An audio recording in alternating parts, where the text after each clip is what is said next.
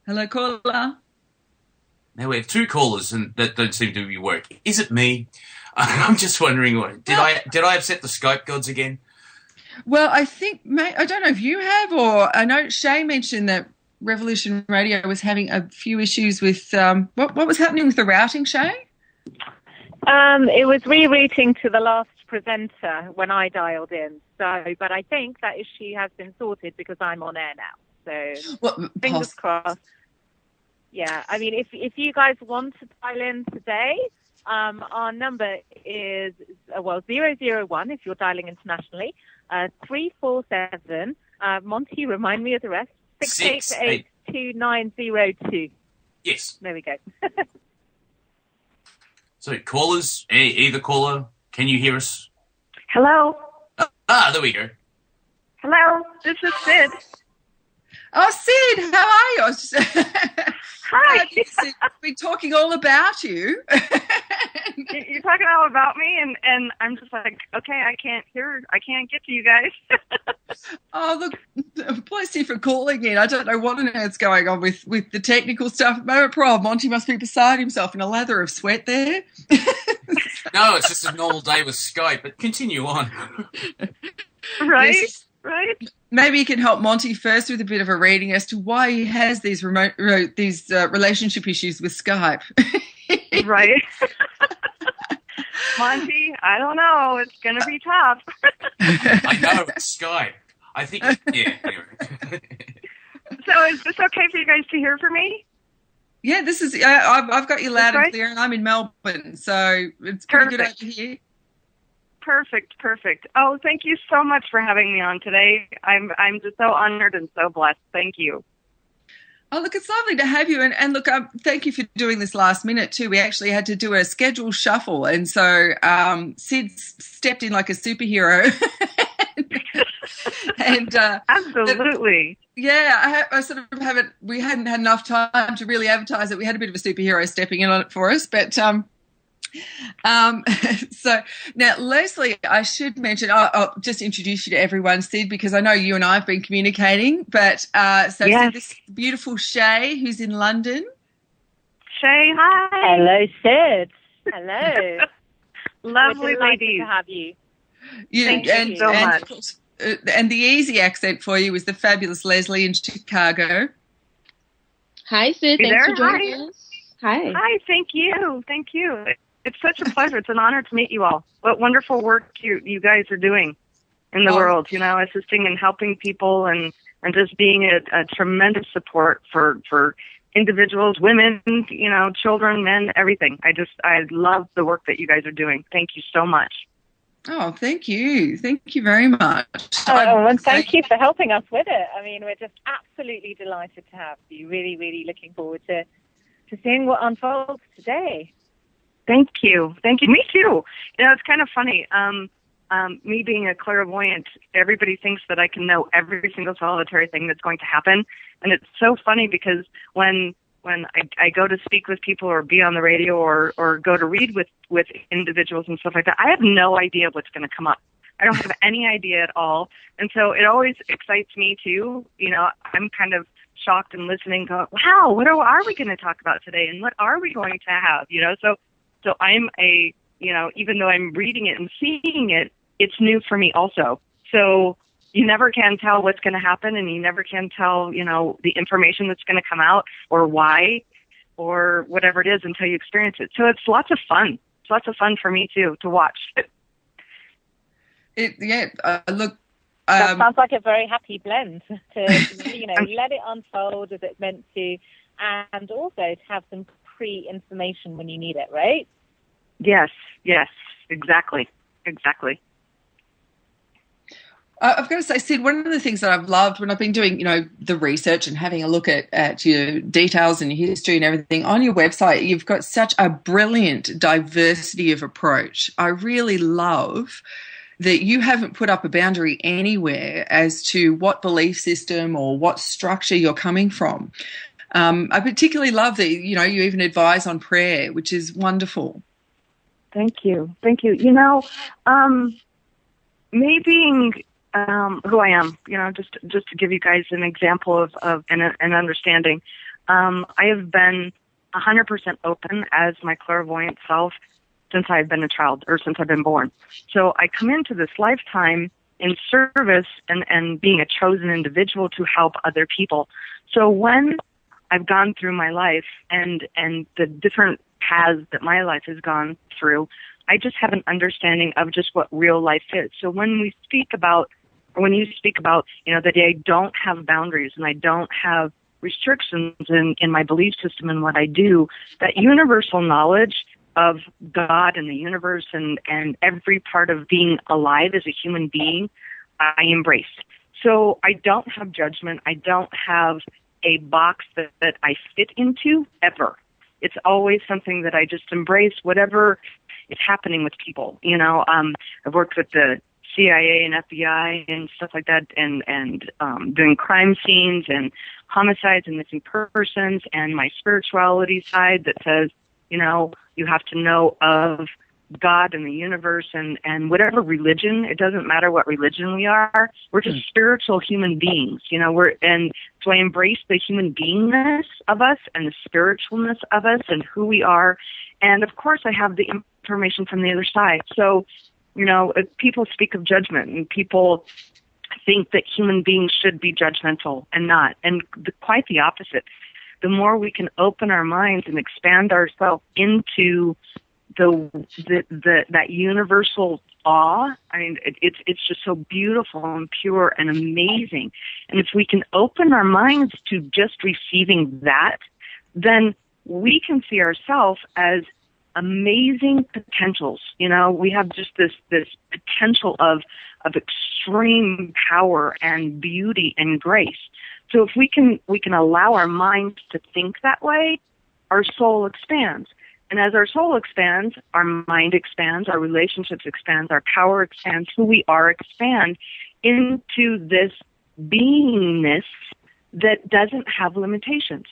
And so if we can do that, even just by a thought, a new thought or a new way of thinking, we can expand into what, that God source has given us. It's just so bountiful and amazing.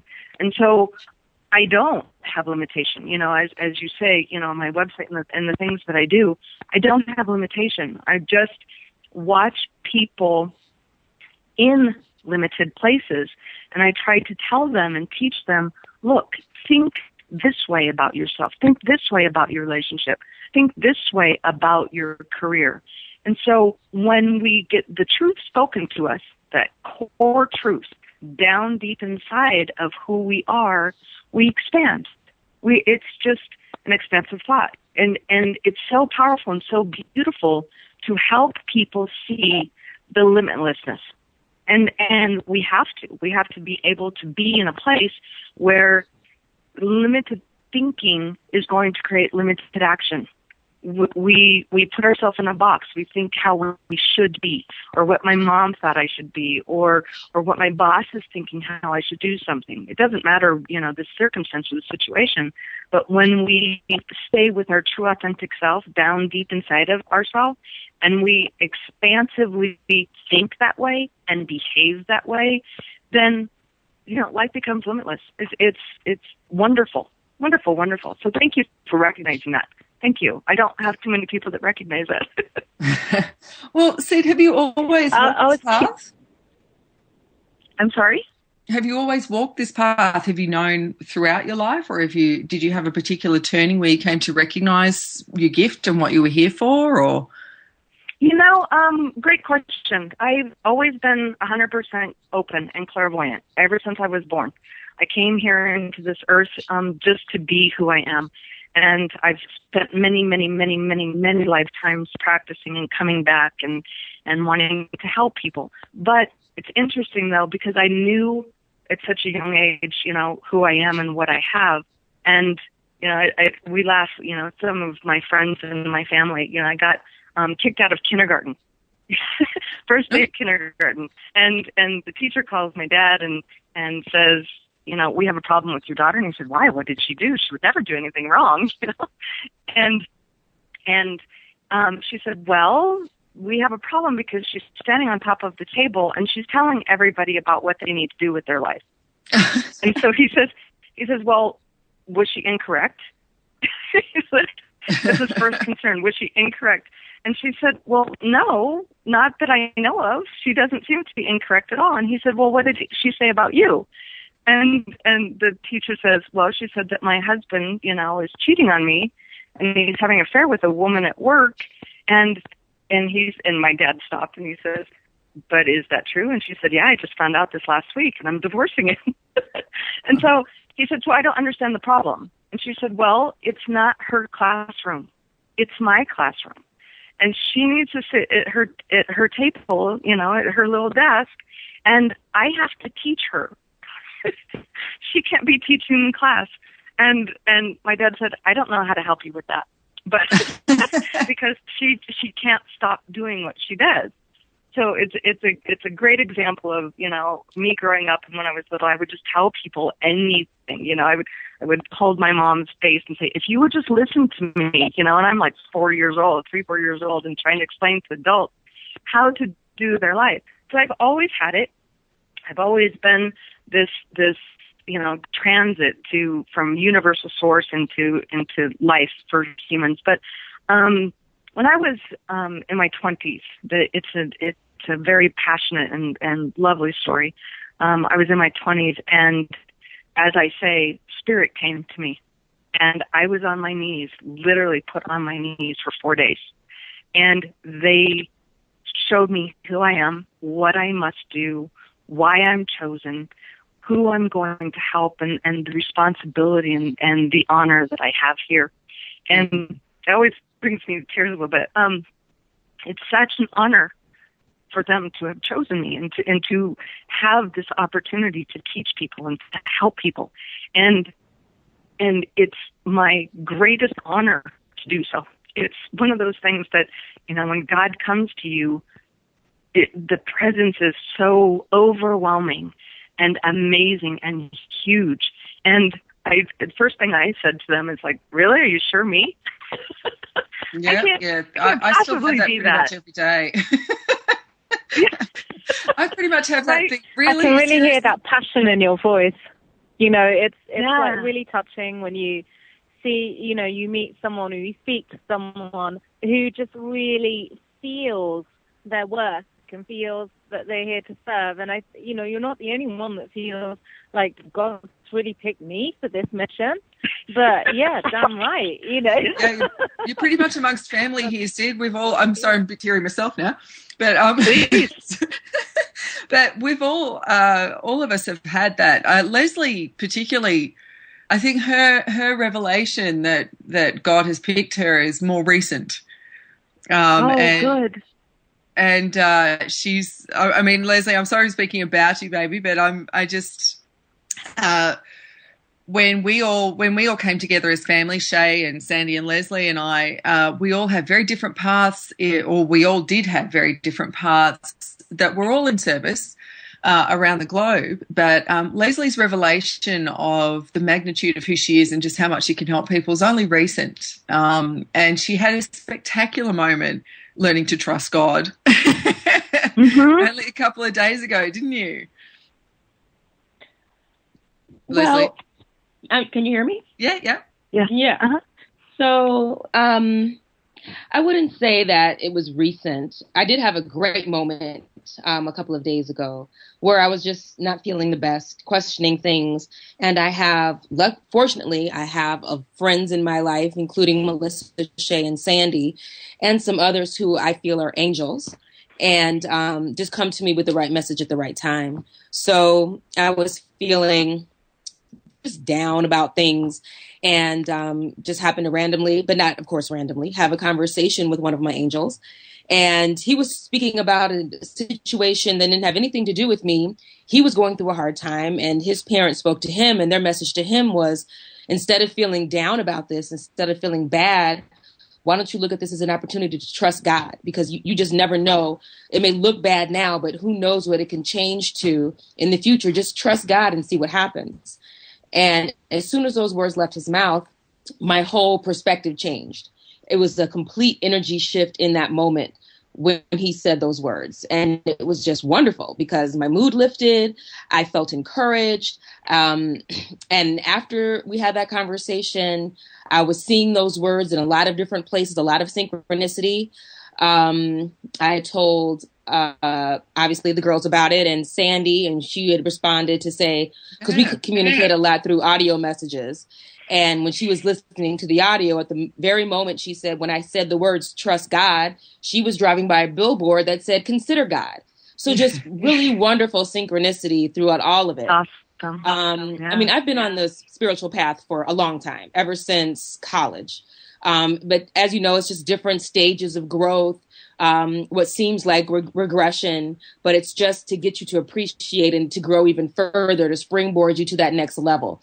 So, yeah, I've been on a path for a while, and I'm just grateful for every moment that I'm reminded that I'm a spiritual being on a physical plane, and let's try to inhabit that as much as we possibly can. And as you mentioned, and see that limitless potential that all of us have, and what a difference we could all make if we can tap into that and continue and remember.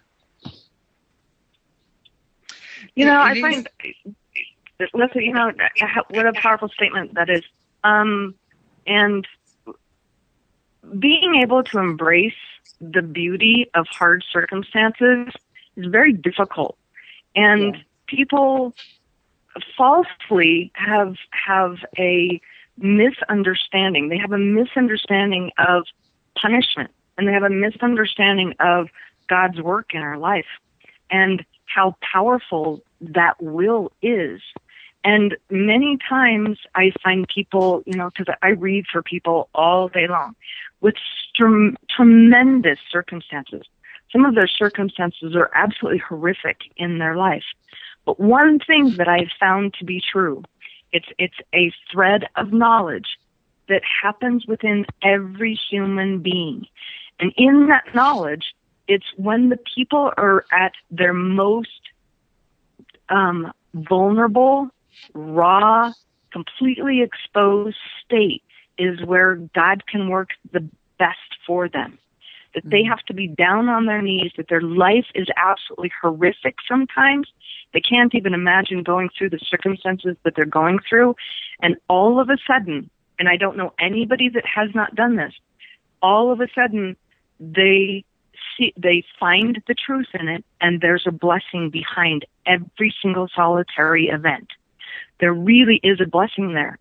And I ask people, it's like, oh my gosh, you lost your child. You know, your child was killed or, you know, missing or died or something like that. And I can't even imagine something, you know, that horrific.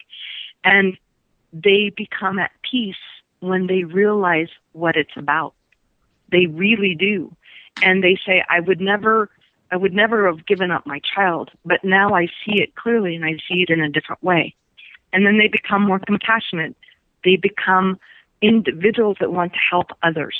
They start standing for a purpose in their lives and the lives of other people. And we have to go through some really hard times. And I'm sorry that we have to do that, but it's just how the universe is designed. So when people go through heartache and suffering of whatever kind it is, the suffering actually leads to a bigger purpose. It really does. So all of those individuals out there that are going through hardship or misunderstanding of what their life is about, I promise you, and I can guarantee you that when that circumstance is relieved from you and your life starts changing, you will become at peace with it, and you'll be stronger, and you'll be more powerful, more aware, and more purposed. We will have purpose. And everybody has a purpose, whatever that is. Everybody has it. So that's okay to have it, or all of a sudden we get enlightened to what it is. So Leslie, thank you. Thank you for sharing that, you know, because people have hard times sometimes. That was beautiful. Thank you. Mm-hmm. Sid, we've offered for callers to call in and have a chat to you. Is there anything particular, any particular approach that you'd like, or do you want people with questions, or what actually, how would you like to do this? You know, I always look at it as it's an opening opportunity for me to teach and for me to give information. So if somebody has a specific question, I think it's so much easier and so much better, because we're on air. And so if somebody comes and says, hey, Sid, can you tell me about my relationship or whatever it is, instead of just saying, can you tell me about my life? Because I can tell you about your life, but specific questions are always just so much easier, just so that I can hone into them and we can have a conversation about it. So. Oh, it was funny because Leslie, with this question. Oh. Go ahead, Shay.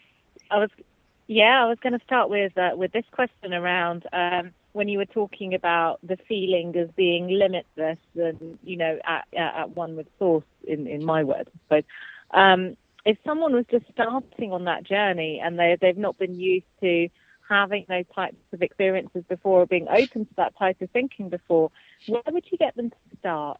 Because I think it might be nice for our listeners to, have a starting point with where they can engage with that feeling inside of them. There's a couple different ways of doing it. And the thing that I've learned that works really well for individuals that are just starting, a couple things. One is that if you can quiet your mind a little bit and recognize what your body's actually doing, not what your mind is thinking, but what your body's doing. Like when you walk into a room and there's somebody there that you've never met and your gut immediately tells you, I don't like that person. But you don't know why. You just are like, wow, I really like that person, and so you want to engage with them, okay? So start listening to your body first. I think it's really important. So if you don't, all of a sudden you don't have a good feeling about that person, it will hit you in your gut. It won't hit you in your mind.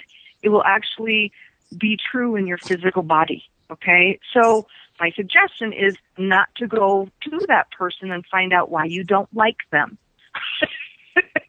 Because if you go interact with them, they might become your best friend and then they might stab you in the back later. You never know, okay? So you'll find out why you don't like them no matter what. But when you listen in your body and you actually act upon that knowledge, okay, so it's knowing. Spirit comes into our body 1 to 5 words. So let's say you're driving down the road and you hear turn left in your head. And then you start arguing it in your mind. Well, I don't need to turn left. Why would I need to turn left? I don't need to turn left. Well, that's silly. Why would I turn left? So the argument in our minds immediately tell you that you heard something, that Spirit was talking to you.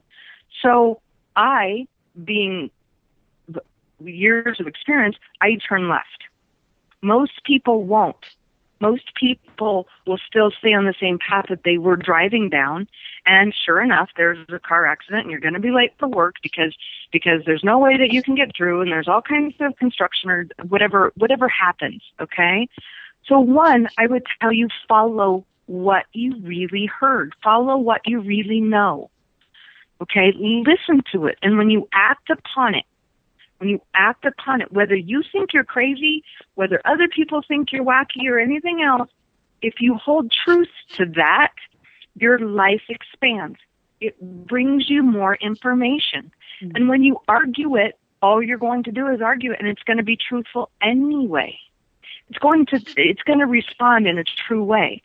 So when people are just starting to have expansion and starting to have knowledge, you must trust. It's not about the argument. It's about your natural body knowing what's real. Okay? So get out of your mind. Everybody has, it's funny, we have this falseness of layers that it's like an onion. Layers and layers and layers and layers and layers of lies and falseness in our life. And it's because society told us something or we thought something, and it's all made up.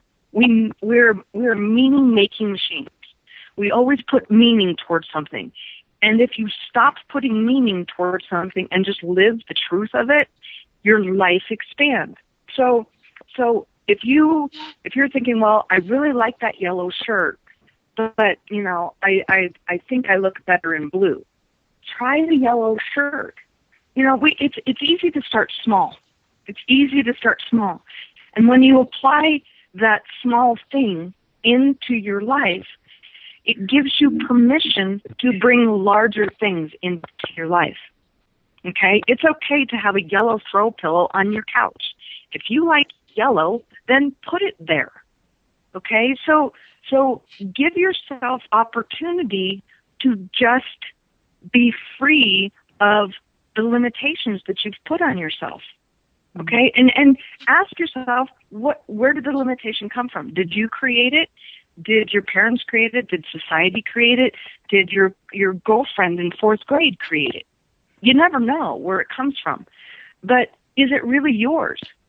And if it's not really yours, or if you made up a lie about something, about your own reality and who you are in the box you need to fit into, get rid of it. It's okay. It's a simple task. And I know so many people that have the hardest time doing this. Go to your closet. Look at all of your clothes, and how many clothes do you have that you really, really love, but they don't fit you? You put them on, and within 2 hours, you're like, I feel frumpy, and I don't like it, or these pair of shoes hurt my feet, whatever it is. If you don't absolutely love that blouse, get rid of it. If you don't absolutely love the pants that you're wearing because you look great in them, or you look fat in them, or you just feel frumpy, or whatever it is, get rid of it. Give it to someone else. Throw it away. Give it to any charity, but lose the things that don't work for you. And when you do that, every single thing that you'll find, you'll start enjoying. You'll love it. It's funny. There's so many people. I usually wear black. I wear black tank tops and black pants, because it's a non-color. And everybody that knows me, it's like with the girlfriends when we go out, on a Saturday night or something, it's like, what are you going to wear? And I said, well, I think I'm going to try a new black shirt, a new black blouse, because it really looks cute on me, because I really like the black. Okay, but it works for me, and I feel powerful in it. I feel good in it. Okay, so it's the process of it's funny. I read a book a long time ago, and the statement that this man made in this book was, spiritual growth is the process of replacing lies with truth. Okay? That's all it is. That's a quote and a half. I love that. Isn't that beautiful? And that's the truth of all of our self-expression, all of our beauty, everything of who we are, the process of replacing lies with truth. And all the ladies here today, that we're speaking with, these people recognize the lies. They recognize the lie within inside of them. And they also recognize the truth about themselves.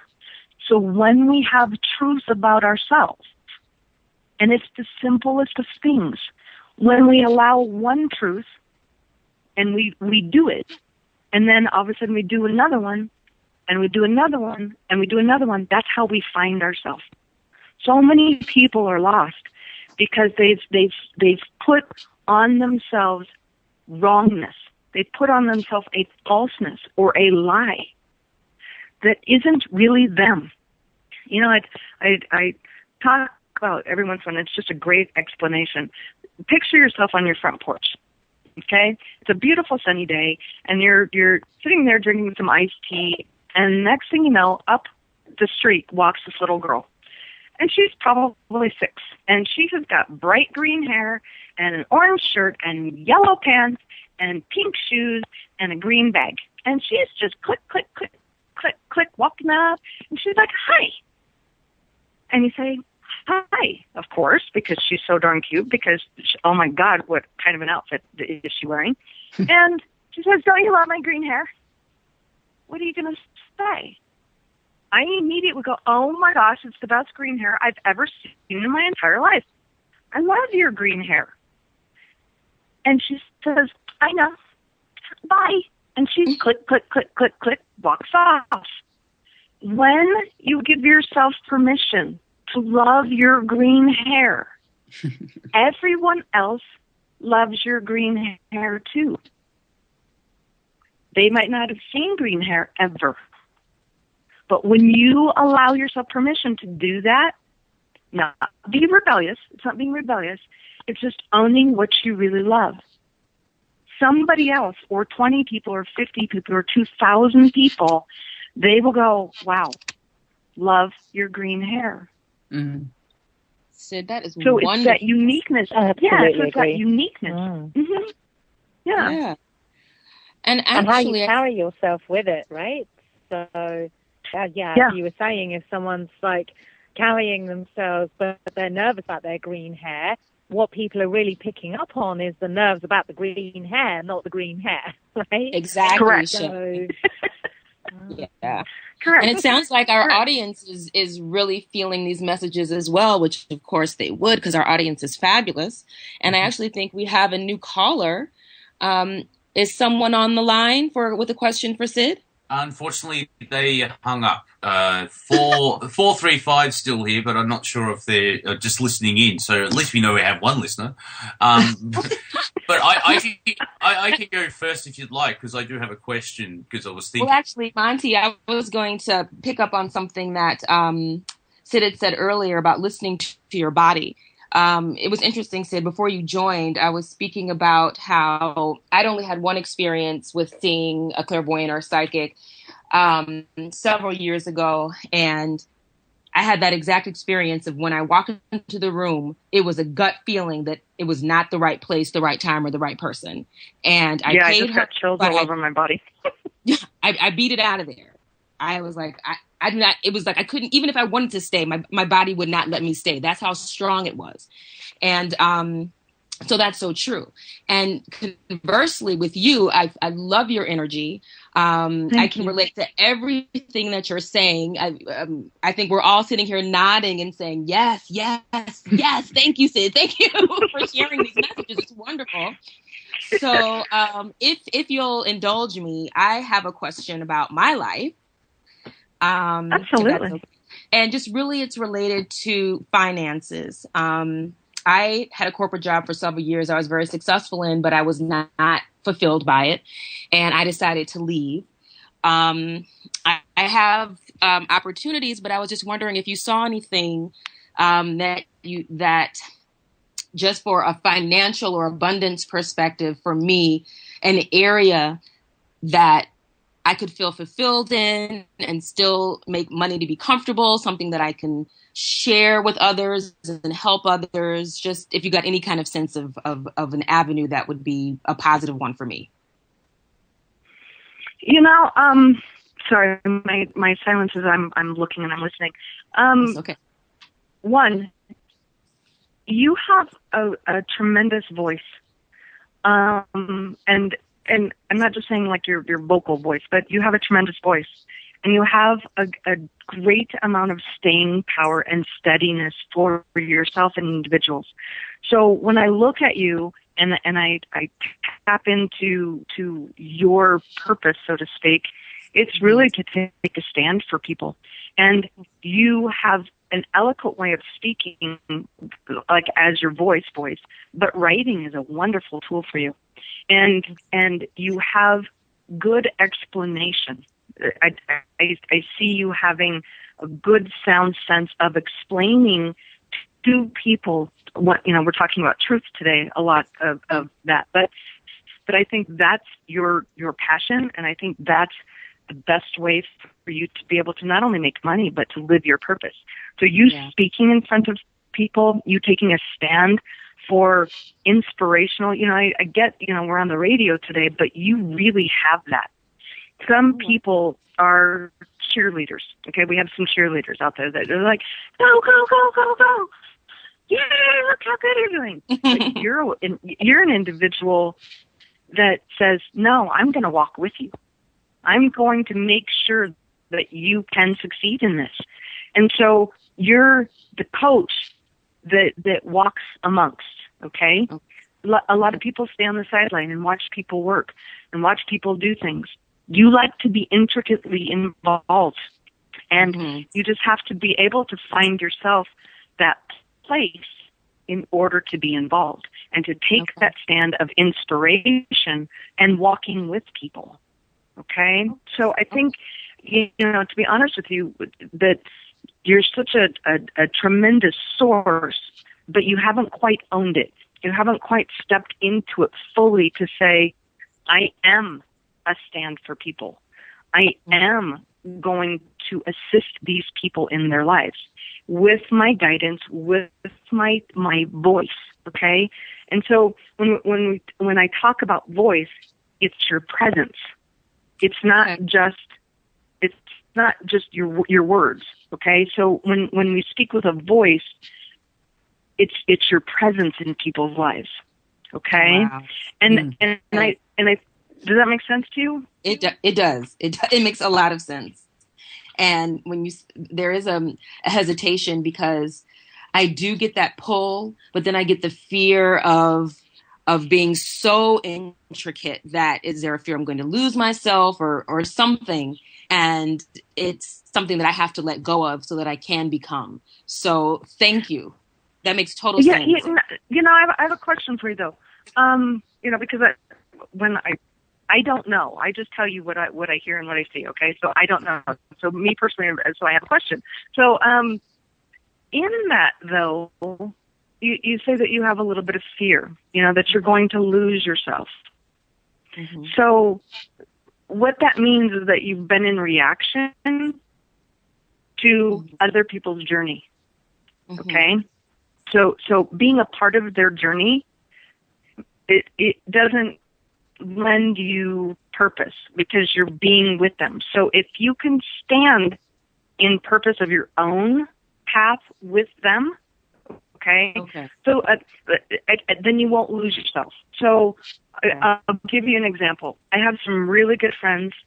Some of my because I'm personal with people. I've never met an enemy. I'm so personable with people, but I know the role I play in their life. I have friends that are going through a very difficult time right now, and bless their hearts, we're on this journey of helping them. But I'm always clear that it's their journey. Mm-hmm. Okay?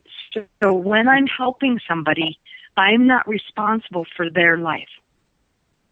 In order to be who I am, in the responsibility that I hold on this earth, I have to recognize that it's their path. It's always their journey. It's your journey. Okay? So when we're clear of that separation, I can love, I can help, I can sacrifice, I can do so much, but it's their path to walk. It's not my responsibility of theirs. So I think it's really for you, it's about taking on the responsibility that you don't want to have for other people's lives. So, and I don't want to have responsibility for other people's lives either, because it's their life to do. Okay, so if it's their life to do, I can assist them in helping themselves. So if does that make sense? So if I can assist you helping you, I'm not doing it for you. Yes. Oh, I'm definitely going to meditate. Thank you so much. This is very helpful, and I'm very grateful. Thank you, Sid. You're welcome, honey. Have you started writing yet? I start here and there. I think it's a matter of, am I good enough? Is anybody really going to want to listen to what I have to say? I've dealt with that a lot, and just getting beyond that. I'm going to give you a little. Yeah, I'm going to give you a little bit of guidance. Okay. Okay. Just write. Quit trying to think that it needs to be something big and magnificent and absolutely hugely profound. Mm-hmm. Just write. Just be simple with yourself and say, I hope this touches someone. I hope someone had it. It's funny. I think of people from kindergarten to 12th grade. Okay. So if you're a fourth grader, what do you have to offer as a fourth grader? You have to offer things from third grade, second grade, kindergarten. Okay, so a 2-year-old has something to offer. A 2-year-old can give a baby a bottle because they're 2. Okay, so instead of thinking it has to be something miraculous, just share it because somebody's going to need the information. Somebody's going to say, "Oh my gosh, I didn't know how to tie my shoes, and now I know how to tie my shoes. Thank you." Yes. Okay, so you don't have to be. You don't have to be huge and say the most miraculous, wonderful thing. You just have to share. So just write. Okay. Yeah. And then you trust with your guides and you trust the universe. You say, I'm sure somebody needs this information because I have it. It's okay to have information. It's good. Yeah, so just share it. Okay. Don't make it so hard. I will. Thank you, Sid. You're welcome, honey. Monty? Yes. We're just actually on the hour. Ladies, you're going to have fun when we actually get a hard break or freak you out. You're listening to Revolution Radio, freedomslips.com, the #1 talk radio station on the planet, which is 100% listener supported. Thank you. Oh, sentence gets longer every time. I believe it's the longest crowdfunding project on the planet going today. So thank you for all your help. If you enjoyed the last hour of Inspired Perspective, still need to hear Sylvester Cat say that. Please go to freedomslips.com and donate what you can, and then pop into the chat room. And is that basically it? We'll have to have a chat off air, Mel, so you can do this yourself. No, you can do it. Okay. Well, there you go. That was a quick meeting. That's right. That meeting is over. Now, Monty, the call-in numbers for our callers to call in and ask Sid a question. 347-688-2902 or Freedom Screen on Skype. And Monty, you had a question for Sid? Yes. At the what is my career? Where's that going? Because basically, because you're not going to be here very much longer because you can't get people on Skype, Monty. What? No, I'm still doing this. Just people want me to earn money, and so I have to create something, and that whole. When you're listening to Leslie, I'm like, well, I know I'm part of the same soul group because that's exactly what I should do as well, apparently. So I'm in the middle of finding somewhere to live and move, and there's a big sort of regeneration. I'm a big Doctor Who fan. Big shift in the life thing. So I'm just wondering. Because I like to play music, I like to write music, I like to do radio, I want to do radio plays, everything else like that. I'm very creative, and so it's not just one thing, it's about 8. And, I don't really attract to the currency. Anyway. Let me explain a little bit to you about you being you. Okay? One, I don't think in this lifetime that you have one in particular purpose of career-wise. Some people, they're going to be a doctor and they're only going to be a doctor and that's what they do. Okay? I like that you are a person that walks to the beat of your own drum. And I like the fact that you are multi-diverse. You're a very unique individual, Monty, and that's your best power. That's your greatest gift, is that you can do many, many, many, many, many things. And I would invite you to stay that way. Instead of trying to put yourself into a box somewhere that you can handle for a little while, but you're such you view life differently than other people. So not in a wrong way, but in a very fascinating and exciting way. You're curious all the time. And in that curiosity of who you are, you can't stop thinking. You're a man that learns from experience. Okay? Some people learn from listening. Some people learn from the written word. You are an experienced person. So the only way you learn in life is to experience something, okay? So putting yourself out there in any place for you to experience is your best asset. That's why your life can view, or people can view your life as a little unstable. Okay, if you move from place to place and you do different things, you have different relationships and stuff like that, it's because you learn so quickly. You're curious-minded, but you also, because you have to have experience in things to really grasp it, to feel it and to own it and to live it and to be it, that personal expression of yourself brings you to another path. So if you look at your life and you're going down a path and it's a journey, but the path doesn't have a specific road, okay? Everybody thinks we have to have a road. Monty is an individual that if I put him on a mountainside, next thing you know, he'll be, walking down the mountain, he'll be climbing in a tree, he'll be, in a stream. He wants to experience all the things that are happening. So it's kind of like a child going, ooh, look at there. And then you're taken somewhere. So in Chinese history, the butterfly is one of the most gracious things and one of the best guidances that we have. Monty, you follow the butterfly. If there's a butterfly in front of you, you will capture it and you will walk with it. You'll be like, oh, where's this butterfly going? Next thing you know, and that's not ADD, okay? I'm not talking, somebody going, squirrel. I am talking, right? I'm not talking that. I am talking that you like to experience. So the best tool for you is just to experience it fully. Okay, do all the things you're doing. Don't try to just do music. Don't try to just do radio. Embrace the part that you do have multi-dimensions inside of yourself, and you're hungry. Monty, you're hungry. My dad told me years ago, he said, Sid, you're in your 40s, for God's sake, and you're still hungry. You haven't accomplished enough.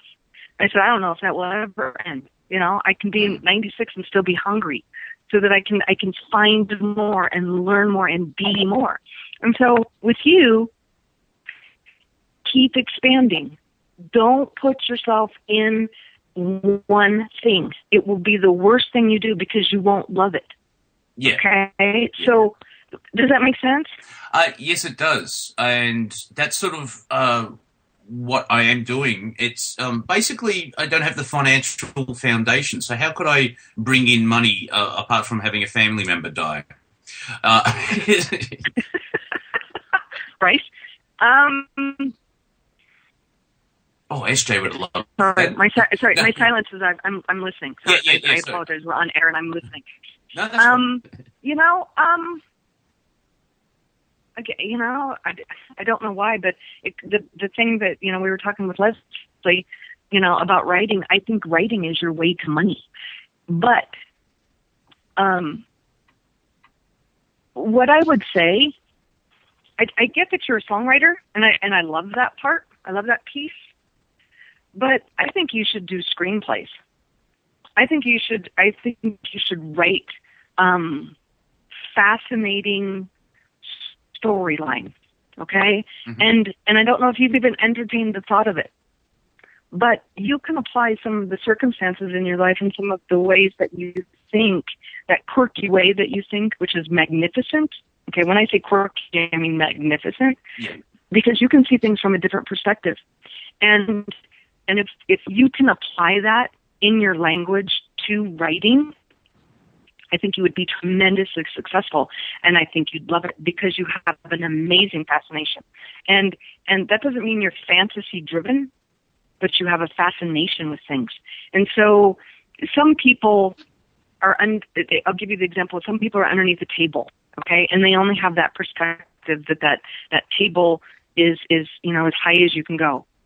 You're the individual to stand on top of the table and to be able to see clearly all the way out there. Okay, so by using your perspective, that perception that you have, taking that and creating with it, I think that you would feel so much more creative in your person. You'd feel incredibly inspired. You don't have an ego with what you do. It's a joy to talk to you because you have no ego. You are humble. You just don't have an ego. And every time you do, your ego pops up a little bit, it just goes by the wayside. So using that childlike impression is what's going to help you the most. Okay? So if you're looking just financially, if I'm speaking to you just financially, but inspirationally also, because I think people can do jobs. Okay, when we look at money, money is an exact representation of your life's energy. Okay, that's what it's made for. If you're putting your life's energy towards something, money is a reflection of that. Okay, so when we're truly inspired, money comes. Okay, that doesn't mean we have to work for free. If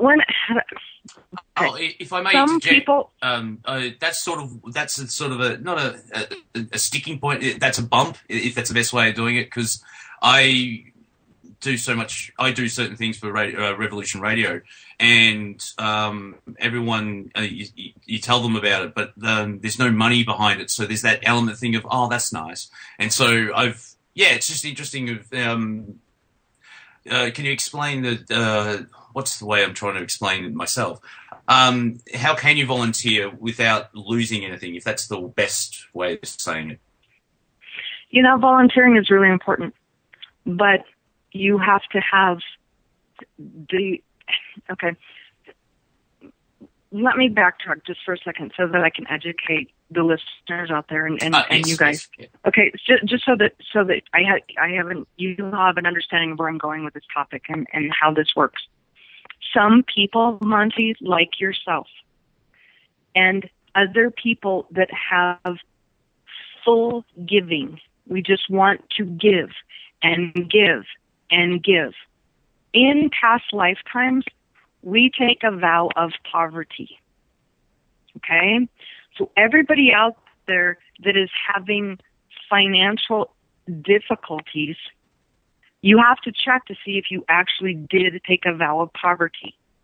If you did in some lifetime, you'd be able to feel it when I'm speaking about it. You go, oh yeah, all I do is charity. All I do is give. I get nothing back. I just give and give and give and give and give, but I don't receive. When people are over givers, they forget that they can't receive. And so they completely give their life's energy all the time. But one thing that's really important with that, and I got taught this at a young age. Somebody said to me, you're the most largest giver ever, but your karma is not balanced. And I said, what do you mean? I have balanced karma. I don't do bad things to people. And they said, no, but the people that you're helping by not taking money, they owe you in a karma now. They owe you something because there's not an even exchange of life's force. So you must take money.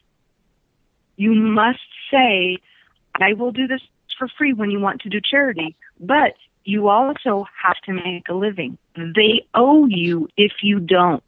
I said, well, I don't want that. And he said, no, you have a mountain of people owing you. And he said, and what's going to happen is the more you give out freely, like if I do readings for people free all the time, then that my cash flow, my money flow will stop. I have a value. Monty, you have a value. So when we have our life's energy as a value, we have to be compensated for it. Now, we can do trade, equal exchange. That's true. But there's got to be a boundary there somewhere that says, I will be paid for the work I'm doing here. So we have to keep that balance. And some of the greatest givers are not greatest receivers. And to receive money, to receive love, to receive anything, help from people and stuff like that, we can give more. The more money you have, the more opportunity you have to give. So if you visualize yourself like your cell phone, you have to charge your cell phone. You have to plug it in. If you don't plug it in, your battery is going to die. So we have to be self-sustaining. It's not selfish. It really is that we have to receive. When we receive, we have more to offer. If I have a full cup, I have more to give. So instead of thinking about giving all the time, because when we're overgivers, we don't have enough room to receive. You have to stop yourself and say, I'm here to receive today. What am I getting today? Not, is somebody going to give me something? I have to be in a place of receiving. Okay? And Monty, you're so willing to give, you forget that you have to receive too. So one of the techniques that I teach people is stand firmly instead of walking towards something, and picture yourself as a magnet. Okay? Picture money coming to you like a waterfall. Okay? As a magnet, you're pulling people towards you. You're pulling money towards you. Don't go seek it, because when you seek it, it can't find you. So if you are just a well and it's coming towards you, you picture yourself as that magnet pulling that energy towards you. And then watch how money will come from out of the blue. People will start giving money for whatever reason they need to give it to you. It will just start appearing. The universe has an abundant supply of financial resource. There's no currency that doesn't exist here. It's just a made-up man thing. We can have all the money we want, and it's just but we have to be willing to receive. And some of the people, because we're such givers, we forget that. We forget it. And so we have to rearrange our thinking and our thought process of it. Instead of giving all the time, we still have to have a receiving. We can receive, sometimes people that are givers, do it at night. When you go to bed, think of this abundant supply of universal energy, and, you're charging your cell phone, and you're recharging your finances, and you're recharging your body, okay? And then all day long you give. And at night, receive. If you can't do it during the day, do it at night. Sometimes it's easier, so that you wake up full and you have money, okay? So that can come during the day. Yeah. Okay, does that make sense? Yes, it does, actually. We do have a new caller. Do you... 701. Who is that, and where are you from? Hi, I'm Matthew in North Dakota. Hello. Yeah, I just heard the question. I wondered if the psychic could tell me why my family is so evil. Well, that's a very interesting question. Yes. Okay, I'm sorry, but he cut out. What did he say? What is his name, and what did he say? My name is Matthew, and I was just wondering why my family is so evil.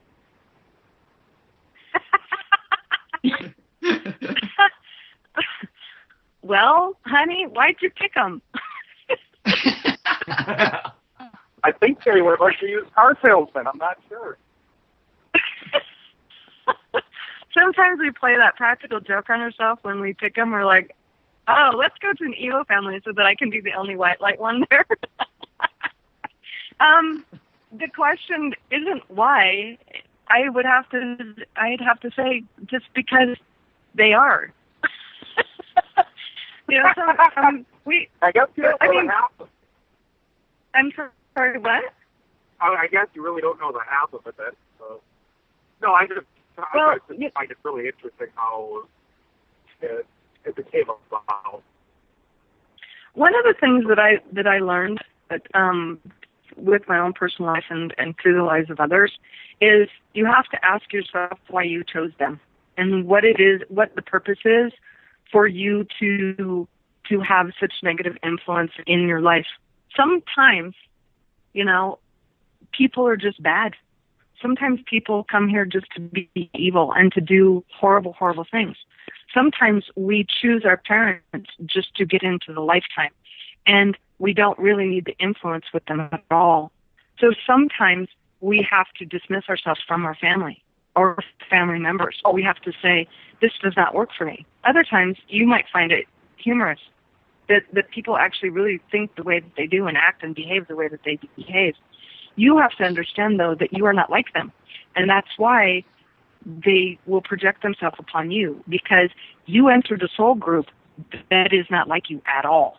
And so somewhere somebody gave you permission in your lifetime to come into the soul group. But if you notice, they're all the same.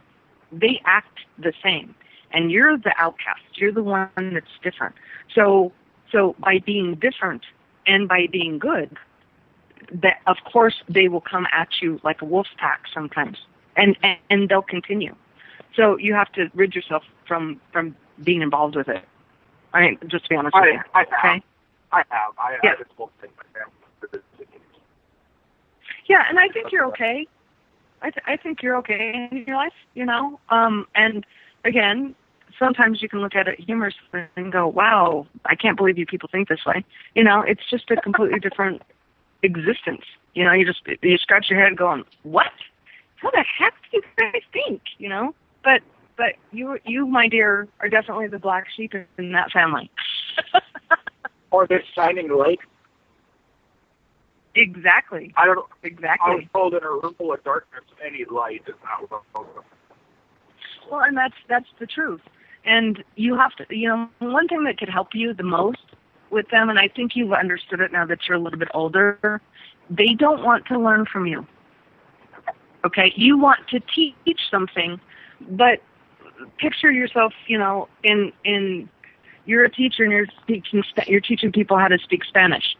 You have to ask the people in that classroom if they're really here to speak Spanish, if they really want to learn that. And your family does not want to learn what you have to teach them. You're a living example of what they don't want to learn. Now, that's okay, but you can't spend your time and energy trying to teach people that don't want to hear what you have to say. So you're teaching amongst deaf ears. Okay, you're talking amongst deaf people. Okay, and you have to protect yourself from that. But you have to also say, you know, I have less to teach. I have less to offer. I just can't, you know, if they want to come to you and learn something, that's different. But in their soul's experience and that soul group there, they're very limited, honey. They're very, I'm not saying evil or not evil, but they're very limited in their thinking. And they just do really bad things. So, you know, and you've learned it. You understand it. You go, wow, I can't teach these people anything. You know? Sure. And if I could just interject there, I honor you for staying true to who you are. It's hard work, and particularly with that conformity to family that we're conditioned with and brought up with. I admire that you've held your strength and your individuality, sir. Absolutely. I had another question about that. Yeah, I'm sorry, who's going ahead there? Someone go ahead. Matthew's dropped off. Thank you, Matthew. I hope that was interesting. Thank you. Yeah. Thanks, Matthew. That was awesome. Thanks for calling in. Shay, are you with us? Okay. Yes, I am with you. I was just going to say also to Matthew's call, sometimes I think people who have, you know, who are really individual in their family have a really big purpose, and you know they have that individuality, you know, for a reason. So Tony Robbins is a great example of that. He will say that he's the only person in his family who's like that, and look what he's done with his life. You know, and I've got examples of my own friendship group and stuff, and I know, you know, yourself, Melissa, as well, very, very different from the rest of your family. So, you know, sometimes we're there, you know, we're here for a reason. Whether we consciously chose or not, I think that's a really interesting question to ask. So, you know, thank you for calling in as well. Yeah. So I think it shows a great. Yeah, I think it shows a great deal of character building. Sometimes, you know, I watch people choose family members. You know, they come to life and they're here to teach family. You know, they're here to teach their mother or their sibling or their father or their grandparent or whatever, you know, because they have that karma. Other people just come into life just to be here in life, and it's character building. When he's pretty clear about himself and the difference between his family members. He looks at them and says, wow, I have no idea who these people are and I don't belong with them. And I'm sure he's known that since he was a small child, because he's completely different. It's kind of like, you know, you're an orange peg and you have a family of green triangles. You're like, wow, I don't match you people, you know? So the difference is so strikingly amazing that you're aware of it. You don't try to become a green triangle, okay? You don't try to be like them. And so we have a rebellious side of us and a knowing side of us too when we choose lifetimes like that says, I know I don't belong with you, and we're different. And I'm okay being different because I don't want to be like you people. You know, some people give an example of what never to be like, ever, yes, no matter what. I do not want to be like this individual. And so we find ways to redirect it upon us. Sometimes we have somebody, let's say a grandparent, that you look at your grandparent and go, oh my gosh, what a lovely soul. So we want to be like them. We look at them as a living example of what we want to become.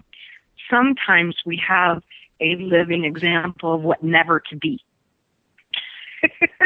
I never am going to be this person, like this person and what they do and how they think and stuff like that. So I think the contrast is what's so powerful with him. It really makes him capable of owning his own self. It makes him capable of being true to who he is, which makes him stronger. Sometimes it weakens people, but for Matthew, it made him stronger. So that's why he chose it. You look at it and go, oh, a perfect example of what never to be. Yeah, his awareness in his heart, you could feel that he had a peace in himself, which was amazing. Yeah. Sid, I know that for you and I, we both we live in a place where we know that love is in fact the communication that we have that flows through us. I imagine you get asked about love though, in terms of people wanting to connect and all the time. So I'm going to actually throw this to Shay. Thanks, darling. Who's got to be one of those stunning women on the planet who is currently single too. So, Shay, could you offer any questions to Sid about love at the moment? Yeah. One, obviously, personally, I'd love to know what it holds in store. But also, I find that subject of, one of my friends calls it our humbling block. And it's, that thing in life that you want the most, and it seems to be the one that causes you the most trouble too. So I don't know if that's a theory that resonates with you, or why we get that journey, because, for some people it seems to come really easily. So when we're talking about career and money and stuff, the opportunities just kind of seem to flow in my life. But when we come to love life, that's always been a lot more, turbulence, not quite the right word, but, there's been more challenges there. So I'm really fascinated to know what you thought of that. Yeah, how old are you now, Shay? What's your age? You're asking me to admit my age on air. It doesn't matter. I just need to know your time. I'm trying to get a time frame for you, because you're going to have a relationship, and it's a soulmate. But I need to get the time frame, the exact time for you. So it doesn't really, your age is irrelevant. 37. I just need to know. Okay. I'm 37. 42, so yeah. I'm 37, 45, 42. Okay. So what you've done is, when we sign our karmic contract here and our destiny, when we come to, before we come to Earth, we have a contract that we sign. It's the Akashic Records, and it's a destiny that we will fulfill. You are very particular, my dear. Okay, so you, in your signature and your signing, are very aware that you want one specific true love. You don't want just any love, and you want something magnificent. Okay, so you're looking for your mate. You're not just looking for any relationship. So that's the reason you're single, is because you were so clear about this other person that you must have that person no matter what. So when you have that contract, you don't get to play. Relationships will fall apart. Relationships, that totally right? resonates. Right. So you're like, okay, so if I want the best, if I want the best and only the best, then why would I have anybody else that's going to tell me that it's second best? You don't want it. So 42 is when I see you complete. Okay? 39 is when I see the relationship happening. Okay? So it's going to take that 3 years of completion with you. Okay? So that means the marriage, the life path, everything. So the person you're going to meet shows up actually more of a friend in the beginning. You're going to have this tremendous desire and this friendship, but you have to have for yourself a connection on a soul level and a friendship level more than a romantic level. Romance for you is great. You can love it, you can have it, you can do that, but you have to have true companionship. Someone that understands you like no other person understands you. This true deep friendship that develops into a life purpose mate. Okay? So during this time, not that you won't turn around and go, oh my gosh, you're the person I've been looking for, but they have to work with you. They have to live in the same pattern and the same energy force that you direct your life. Mm-hmm. It's a complement to you. It's something that you're so full and complete on every level that you don't even realize that you're missing the other half of you. Okay? So it's not a vacant. It's not a vacancy for this person to show up in. This is actually the deepest friendship and true love you'll ever have. And it's mate, soulmate. Now, some people use the term lightly. I do not. Soulmate really truly means that missing piece of you. That's not a twin soul. You're not looking for your twin, honey, in this lifetime, but you are looking for your mate. And you've spent many, many, many lifetimes together. And you, just to describe it, okay, so some people say, okay, you're going to meet tall, dark, and handsome. I don't care about that stuff. You want the essence, the true essence of a wonderfully compassionate soul. Someone that is clear and speaks gently and stands in purpose of their life and your life together. You have a very powerful spirit. You need somebody that's calm and gentle and clear and honest and truthful and means what they say and says what they mean. You get relationships that confuse you. And the relationships that you've had don't match that essence. They speak one thing and their actions will do something else, and it confuses you. You have to have somebody that has true, deep intention, that you are their purpose, that they're in your life for you. You will be the benefit to them also. Okay, so the piece that's missing, and you have to understand this, the relationships you've been in, you can feel everything that's been missing in them because you're so good at it. But this person really needs you. This person is seeking only you. You guys have been together through many lifetimes. And you have this impression, this image in your mind, in your head of what this is, but you have to recognize the essence of it. You have to taste it. Okay? It's not tall, dark, and handsome's coming into your life, and he has this type of personality, or she has this type of. It's not that. It really is the remembering of who this person is. You're not going to spend your life alone. You just haven't come to the. How do I say this? You haven't developed enough yet to not. How do I say this? When a man and a woman, like I'm just talking about general relationships, okay? Man and woman together get married. Cool. Okay? What happens, the difference that you have to understand is that when a man asks a woman to be his wife, it means he thinks you're good for him. Okay?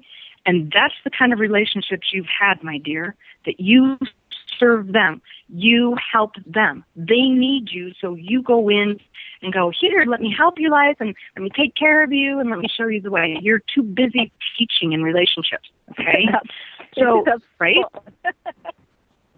Okay, yeah. So what we're going to have for you is the person coming in and saying, may I be your husband? How do I help you? How do I be there for you?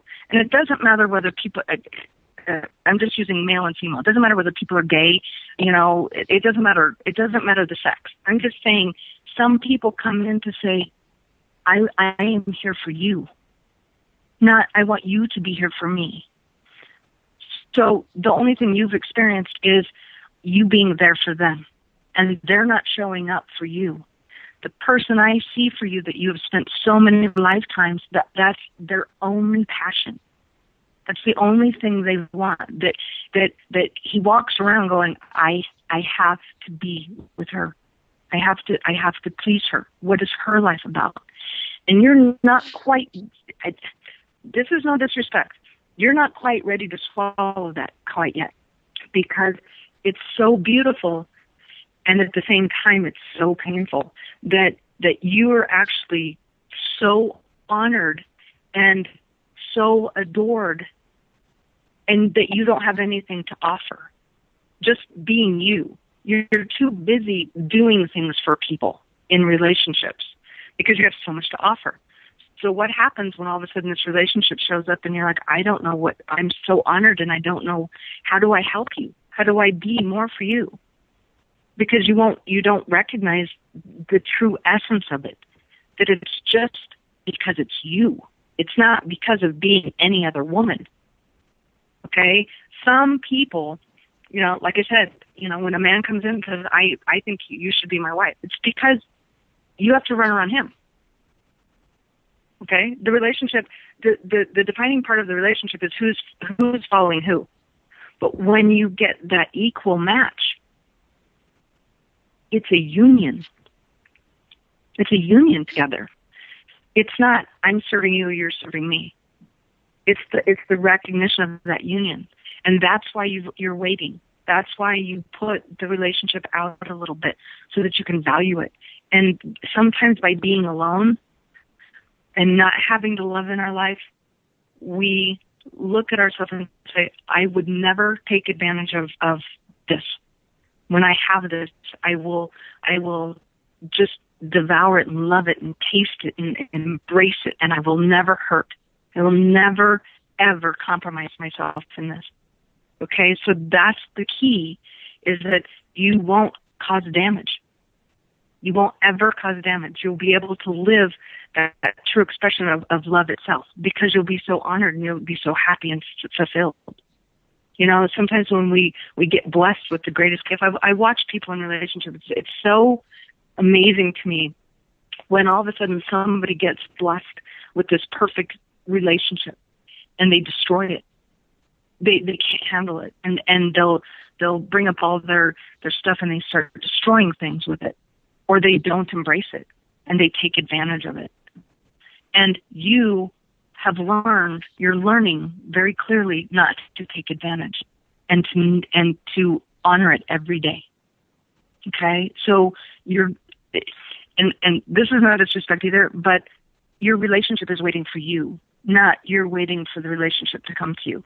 So the relationship is waiting for you to be able to really embrace this.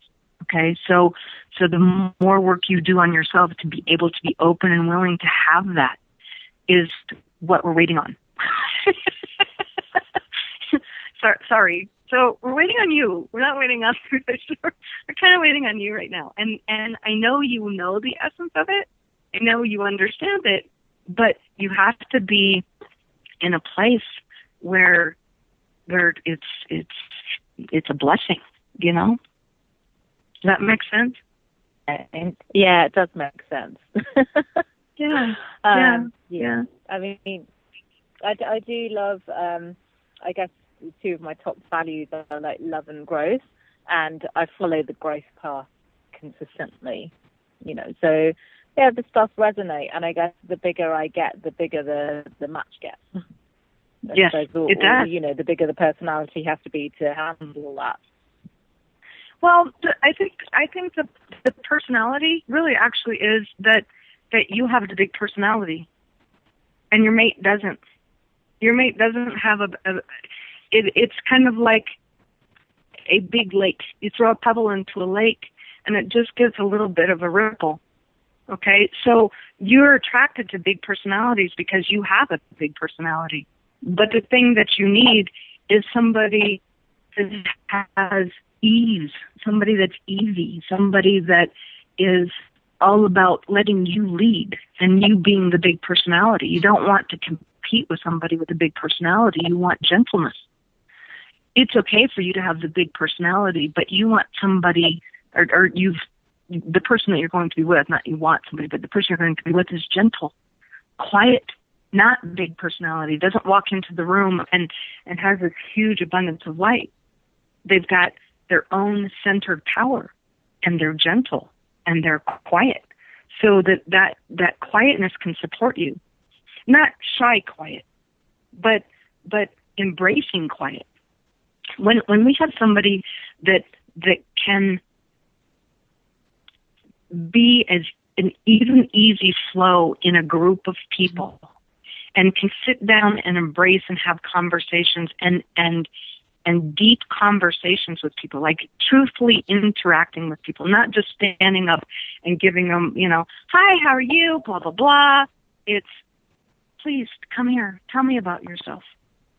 When they draw somebody in and they're really, truly enticed and want to learn about that child or want to learn about this person, how is your life? Speak to me of who you are. That's the type of energy I'm talking about. Speak to me of who you are. Tell me of yourself. And they're actually really listening. That's the person you're going to get. Not the big showy personality of here I am and it's all about me. It's come, sit with me so I can speak with you. I want to know about you. I want to hear you. Tell me about your journey in your life. And this person is that way always, with everyone. Okay? So it's so embracing that you feel, people, I don't know if they have a true understanding of God and Christ and Buddha and everything, all of the masters of the world. But one of the things that they possess is gentle calmness. The love penetrates from them. And they listen. They sit and really care and really listen and engage with you purposefully. That you're important. Not, let me tell you about myself. And I do this, and oh, what about me, and da-da-da. The person you're going to be with is very selfless, very humble, very gracious. It doesn't have this big personality. It's a calm power.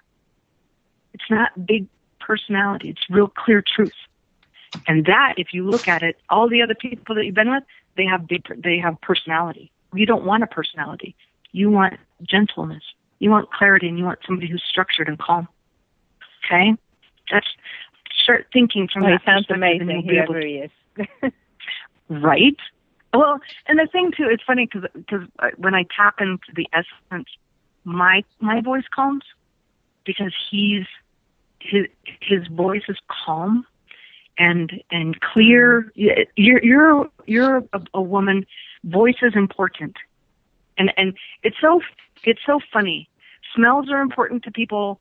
Touch is important to people, and voices are important to people. And some people don't really recognize that voice is important, but you calm when somebody's got a nice, low, soft voice, a very gentle voice, not somebody screaming in your ear. It's right? funny you say that because I'm really attracted to voice goods.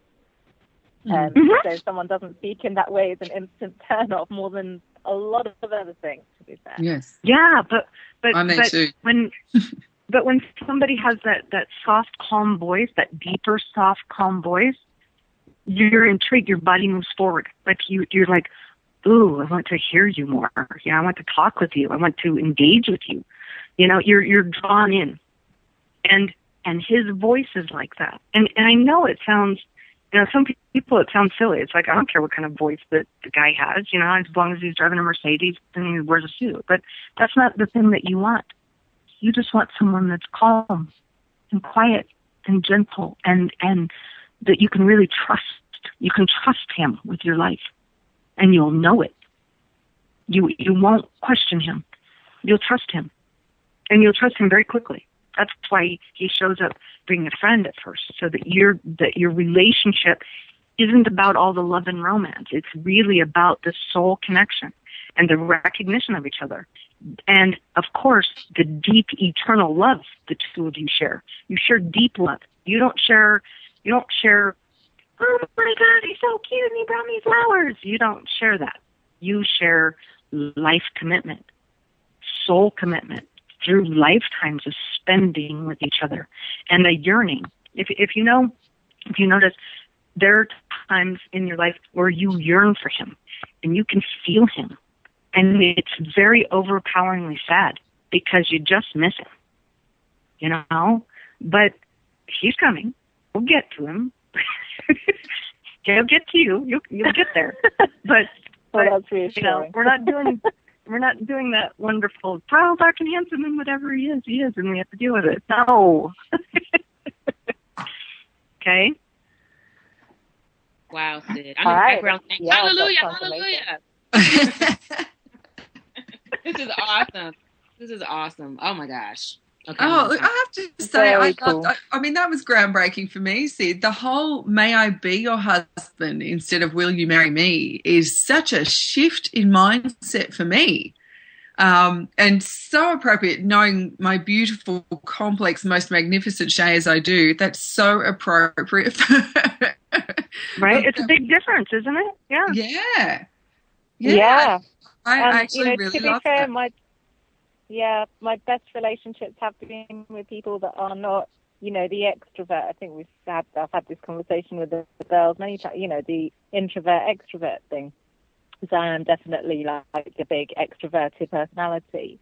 And sometimes, I just love that, the quietness and all that. So it's really interesting that you picked that up. Well, and I think it's important for you to be heard. When we're, not everybody, but when we're powerful within ourselves, okay, we're teaching people all the time. We're constantly giving to others, and we're teaching and we're giving information constant. And we're good at it. And we have this powerful drive inside of us to continue to give. So when we stop and what about us? What are we receiving? And when somebody else is available for us to fill us up, like to literally fill us up, okay? And they do it naturally. Like we get so excited because they come in offering. They have something to offer us. We're so used to offering things to others, okay? That we as women or men, it doesn't matter what sex we are, but when we're so busy giving all the time, we need somebody that's just there for us. Our piece of chocolate. To my piece of chocolate, this person gives so much to me, so I can give so much to others. We can give to them, of course, because we do. We're naturally giving people. But what about us? We need somebody that comes and supports who we are. So the weight that we carry isn't so heavy. That even little things, it's interesting. One of the relationships that I was in a number of years ago, and this person had no idea how to receive. So when I would give something, it was like go outside and he's raking leaves and I hand him some iced tea. He would just start crying. He's like, "What are you doing?" I'm like, "Are you okay? Are you all right?" Nobody's ever come and given me a glass of iced tea while I was working out in the yard. So he was so used to giving all the time, he didn't know how to receive. Okay? Other times, it's the same relationship that I was in. I'm getting ready to do a radio show, and, it's 5 a.m. in the morning, and I'm in the shower, and here he comes walking in, and he hands me a cup of coffee in the shower. I just looked at him, I'm like, look at how sweet you are. He's like, well, I thought you'd need some coffee. You'd like it. So that willingness to get outside of ourselves, and for the man or the woman, doesn't matter, to say, you have a big day. Let me help you. Those tiny little things that you don't take advantage of and you don't ever, ignore. Those little things make your life so much easier. That you come home and they have dinner. You're like, are you kidding me? You made dinner? It's like, well, yeah, because you've had such a hard day. Or let me get your luggage. Let me take you to the airport. Whatever it is, they're not serving you like a servant. Their whole intention is, how do I make your life easier?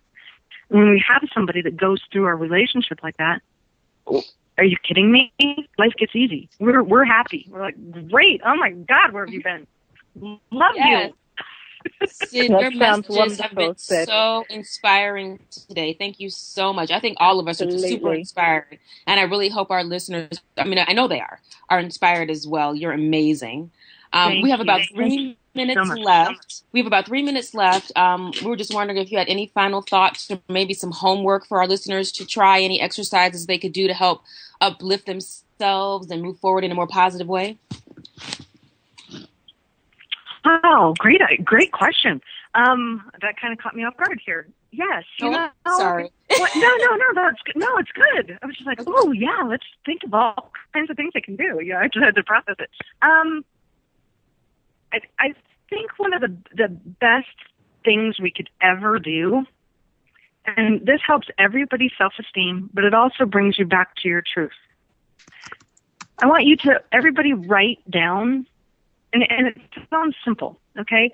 But write down, let's say if you're looking for a relationship, okay? And you really want a mate. You don't want just a boyfriend or a girlfriend. You want a husband or a wife. You want a mate. Start writing down that on a list of things that you must have. Not what you want, but what you must have. When you can decide that, okay, then write down that list of what you're willing to give.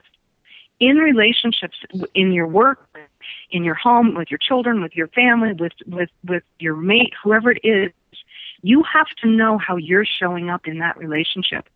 And you have to know how you're going to show up in your life and in your work and in as friends and as family members and stuff like that.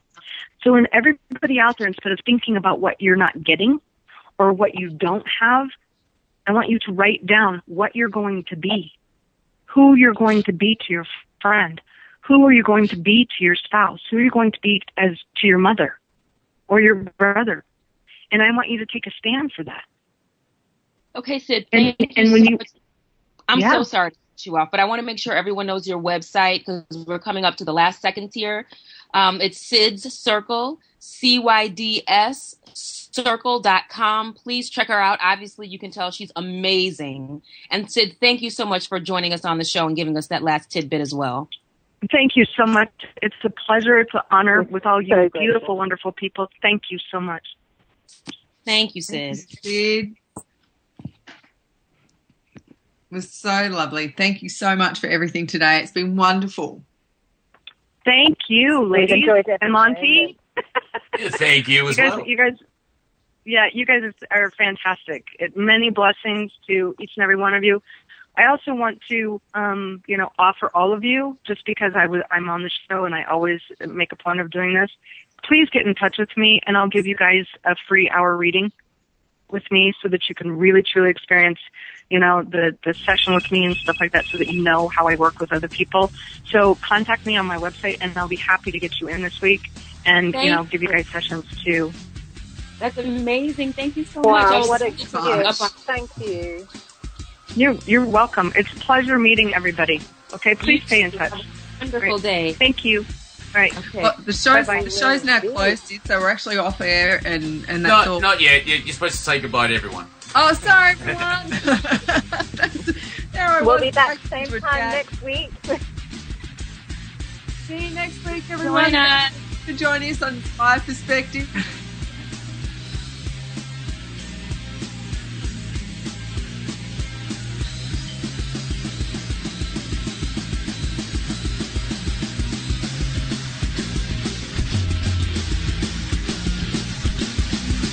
Thank you for listening to Revolution Radio. Enjoy your extra big-ass fries. You didn't give me no fries. I got an empty box. Would you like another? Extra big-ass fries. I said I didn't get any. Thank you. Your account has been charged. Your balance is 0.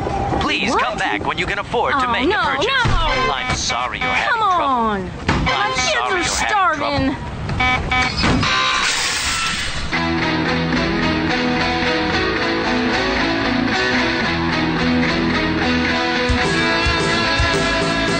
Thank you for tuning in to Revolution Radio. Here at Revolution Radio, we believe in freedom of ideas, freedom of speech, but above all, we believe in freedom of existence through self-reliance. This station is 100% listener supported, and as a fundraising promotion, I have a kick-ass free gift for a $100 donation. 35,000 seeds. 25 years in the freezer.